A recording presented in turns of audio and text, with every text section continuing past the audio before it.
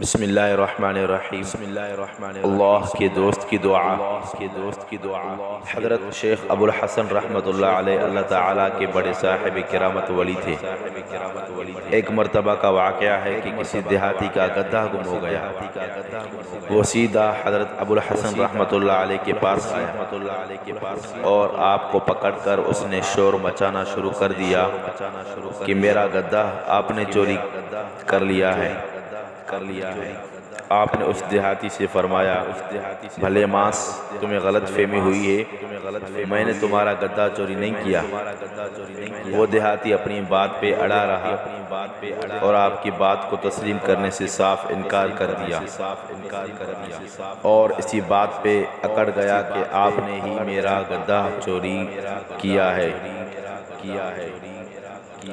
یہ دیکھ کر حضرت شیخ ابو الحسن رحمۃ اللہ علیہ نے اللہ تعالیٰ کی بارگاہ میں دعا مانگی، یا اللہ مجھے اس شخص سے خلاصی عطا فرما اور اس کا کھویا ہوا گدھا ظاہر فرما دے، جو اس کا گدھا گم ہو گیا وہ ظاہر فرما دے۔ آپ کے دعا مانگتے ہی اسی وقت گدھا سامنے سے آتا ہوا دکھائی دیا۔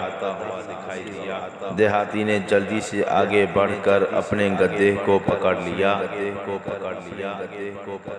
اور پھر واپس آپ کے پاس آ کر معافی مانگنے لگا، ساتھ ہی وہ آپ کا شکریہ بھی ادا کرنے لگا اور بولا، یا حضرت مجھے اس بات کا پورا یقین تھا کہ آپ نے میرا گدھا چوری نہیں کیا، لیکن میں یہ بھی جانتا تھا کہ اگر میں اللہ تعالیٰ کی بارگاہ میں فریاد کروں گا بھی تو میری کون سنتا ہے، اس لیے میں نے آپ کو مجبور کیا، تو آپ کی بدولت اللہ تعالیٰ نے میری سن لی۔